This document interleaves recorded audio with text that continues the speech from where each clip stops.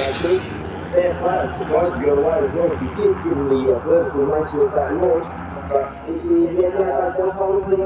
that from Lucas? Yeah, Dan Bray takes the whole shot, followed by Lucas again, then I believe it's Harry Barrell in second in class. Have you spoken to Harry since he got that win yesterday? I haven't seen him in the paddock, but I would like to wish him a congratulations, because it's not an easy task to complete for a junior, especially when it's one of their first rounds of the season. MXz underway, and unsurprisingly, the white helmet of one of Alex Mann is away well. I'll sit there, I'll pick up from Chris Kent in just a moment. They disappear, watch them safely, as you can tell us what's happening in Vegas Stevie's there, please, guys. The Ninjas, Dan Bray has yet again putting a little bit of a gap in, followed by Lucas King, then closely followed by Harry Barrell into Agostini's. Harry Barrell right up Lucas King's chuff. They're going into Hamilton's now. Glad you said that. Yeah. I said that. How old are you? It's only just, I'm turning 17 this year. If I said in front of a 17-year-old, I'd be in trouble. If you get a 60-year-old, it's fine. So they're up towards Williams now, other Ninjas, and as you said there, Dan Bray, despite that relatively poor start, he managed to somehow recover it and leads the way by around about 10 bike lengths going down the back straight. But obviously you race here on these 400 machines, and the slipstream really does pay dividends. Yes, it's a little bit of a game changer when you're going down the back straight and then you just see a bike come flying past you. It's 10 mile an hour more. That's it, that's the slipstream game for you, isn't it? To go down in towards the left-hander of Brundle's, then the right-hander of Nelson's. And we'll pick him up very shortly with the update on round. And Williams is heading down the straight very shortly. But I wouldn't be surprised to see the number one of Alexander Mann leading the way. This is mainly Argentina going through Williams down to the back straight. A bit of news with Chris Kent. He had his front spot loose yesterday. Ollie Boyle destroyed an engine with a small air brake.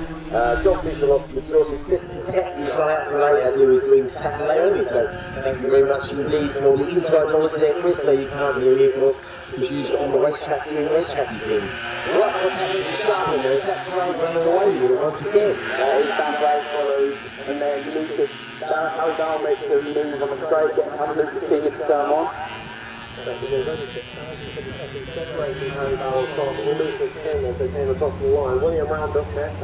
Harley Baker's made of a couple of positions. George Harry has got 2 positions down from 406. After down and Annabelle McCarthy has made a couple of positions as well. That's a good start for Annabelle. Yep, that's such a good start. Isabel Woodgate to join us here yesterday. She's dropped a couple of places. Craig Gleason was really mentioning that stand was there between McCarthy and Woodgate. Your neighbour a little bit further back to the head of Scott Edgerton. And all of the incidents are over the line with Alex Mann leading Andy Wales as is ever thus. And Chris Kent comes across the line in 4th place ahead just behind Caleb White, with Jordan Ryan is in 5th ahead of McCormack. And we know that no point, Ollie Boy comes to Chris's bike as he comes across the line there, and he'll be followed by Fisher.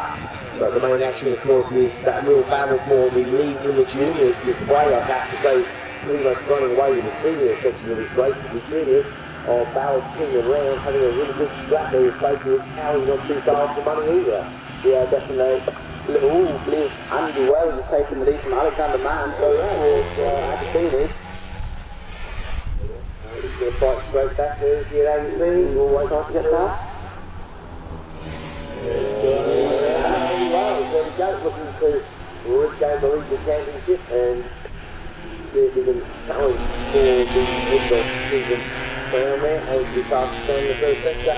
Harry Barrell by 4/10 of a second quicker than Dan Bryce, and maybe he's not giving up totally on catching Dan before the end of the race. Everybody goes to the 130, so pretty close stuff down the back there. We'll wait to see if there's going to be much more in the way of chopping and change. Look like the Ninjas just went dragged themselves down the end of the back straight and had to rejoin on the split road, so we'll have a look there and might see who's lost some time, but we'll catch it when they do come across the line. So here come the leaders in the Ninjas, out of Murray's and across the centre straight to complete lap number 2, down break, comes up right against the pit wall.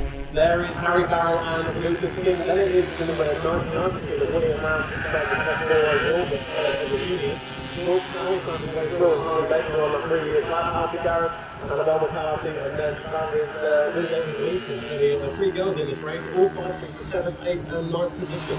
Evans goes back 3 places as the ladies overtake him, so not a great lap there for Evans as he gets well and truly beaten up. Bjorn Baker pretty much on his own as he trundles across the line. He's around about 8 seconds behind Evans there in 11th, but he's got a 9-second gap between himself and Scott, who's got Evans in a couple of seconds behind. Forward should be the next one, former YGM racer many years ago, like about 16 of them I think, something like that. Here comes Alex Mann and Andy Wild playing the improvement game, and once again it's Alexander Mann, the South End boy. He's leading his rival by about 1/4 of a second. Next battle across the line there as well, and it is indeed Caleb White ahead of Chris Kent and George Ryan. So no great change there, but once again those riders are all very close discussing the positions. Fastest man on the track so far, 2:15 for Bray on the first of the flying laps. He got a purple in sector 2 with the first fastest man in sector 1 last time out was Harry Farrell, turning in a 30.188. Now down the back straight now, so we're going to see if we get any slightly quicker times here as they charge their work at 16 as hard as they can. Obviously they're saying the Bray does not have any advantage yet when he comes across the line with 30.9. No, everybody going quite a bit slower there. Actually, it's all high 1 minute 30s in the first sector there. The only one to go any quicker that time was Harley Baker, as he goes PB in the section, but he doesn't quite match the others with a 31 that particular time. Ladies all across the sector as the ninjas make their way around Corums, back down towards Murray's, but once again still Dan Bray leading the way. And usually you junior riders can pick the seniors up. This one's giving you a lot of hard time. What's happening here, Luca? Yeah, Dan Bray seems to be taking charge of this race, taking quite a big lead put into the juniors. We've got quite a tight battle here between Barrel, King and William Rounds. King looks to the inside into turn 1. He's William Round taking both Harry Barrel and Luke King into turn 1. Yeah, that's good. Isabel Wingate and Chloe Gleason. So the ladies are still fighting for that 7th place in class, and they're separated by about 8/10 of a second as they came across the line with McCarthy, Wingate and Gleason. Ollie Everett's inside the top 10 of the juniors. He's 11th overall. Ewan Bainbridge is heading our way very shortly. But you're right, the number 99 machine of William Round, he got his first race win of the season yesterday in race number 2, and he wants a little bit more of those gold medals. He sure does. He wants to triumph his dad in the number of gold medals on the dashboard. His dad's going to struggle to pick up a gold for the dashboard as he's racing against Aaron Sylvester, who's an absolute alien. So William's got 1 gold medal for that, and he's up to make it 2 there. And obviously having your first win gives you a bit more confidence, doesn't it, Luca? Yeah, after you get your first win, the time to put you into that, into that move that you know you can do it. So it gives you that confidence to try and push on every other race, knowing you can finish inside that top 3 and win that race. So it gives you that extra boost of speed and confidence, slightly less speed, which probably is something you don't need racing in this class, top speed. So the fastest man on the track last time now, unsurprisingly, was William Round, over the 2:15, 1:77. Other guys around him in the show into the mid-low 2:15 as well. Bray extended his lead just a little bit, goes out to 1.7 seconds.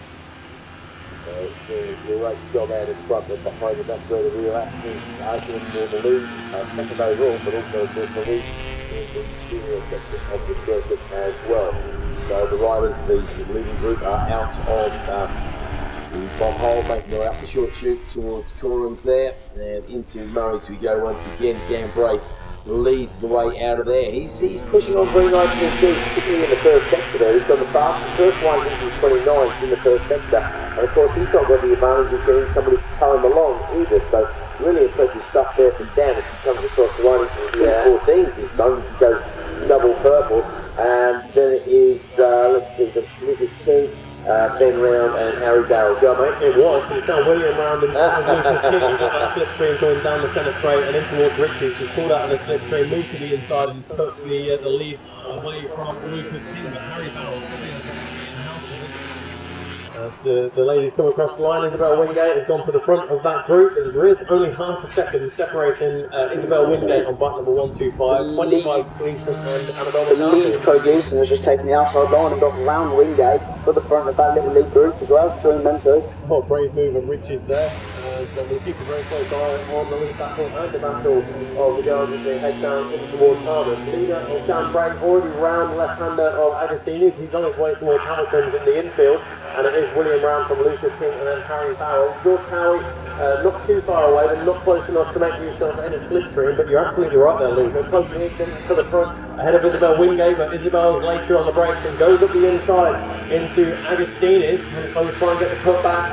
We'll get an answer very shortly, but it's Isabel Wingate ahead of Chloe Gleason. And Annabelle McCarthy still there with them, Lucas. Yeah, she's definitely going to try and get in a piece of this action, tag along, try potentially take both of them. She can get a good exit out of corner for the back straight, get a good exit and get into the double slipstream. Definitely for them now. Pretty much side by side of Victor on Steve Williams as well. So those guys giving an elbow rather around there, I think. They're going to be very close down the back straight. Still enough to see them separated by left and the top of the second as they could try to move down the back there. Dan Bray once again goes purple. That's just good one as well. 2 minutes 14.242. The All Black record 2 minutes 14.314 for Phil Atkinson. Oh wow, that's impressive there for Dan Bray. It shows how well Dan Bray's riding this there. He really had nobody else to see with the hard top. Nobody to take any video. The other things at the moment are running around in 15th and 18th place overall. But Dan Bray not having a real marker. We've seen him beat the juniors, but to do one with the juniors aren't so busy. But I think that confirms Dan Bray is actually a very talented rider.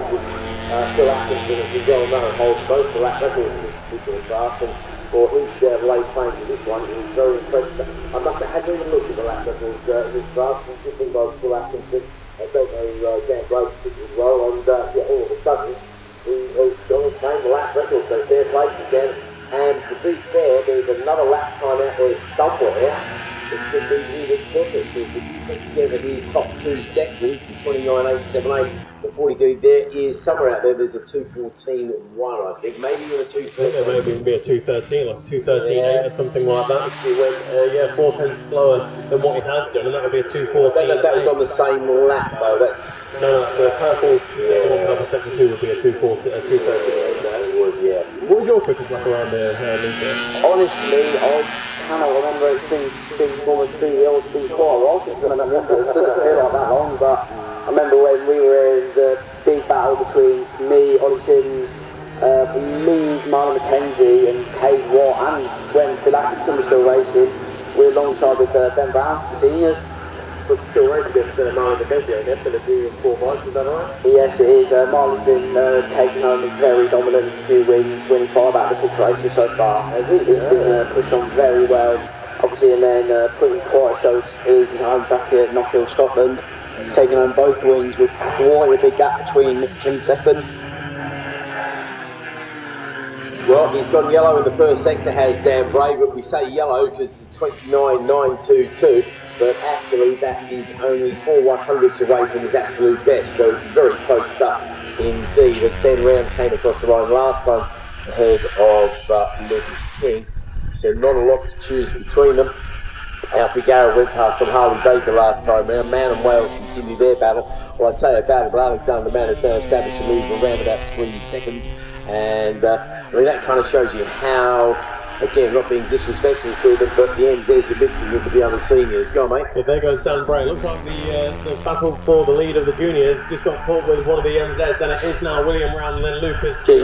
Then a bit of a gap back to was that George Cowie, who's George Cowie, and Lucas makes a long move around the outside of William Round to turn 1. That is a brave move, I can tell you for a fact. Yeah, 0.1 of a second across the line, but of course that 0.1 of a second in ninja racing is basically nothing really, isn't it? Yeah, these bikes don't have a lot of power to pull themselves around the corners or down the straight from our back, so losing a little gap like that can mean nothing in these little low horsepower bikes. Yeah, Dan Bray on his way out the time. I think towards Agostini's now. We are on the final lap then, and just got 3 miles to go. Lucas King, but William Rouse, his first victory yesterday of the season, is going to the inside, going for the race lead of the juniors, not the inside of your teammate there, Luca. Yeah, Lucas has been in the drive team, doing very well this year. See Nick travelling along, giving him all tips he can. See Lucas has taken that in very well.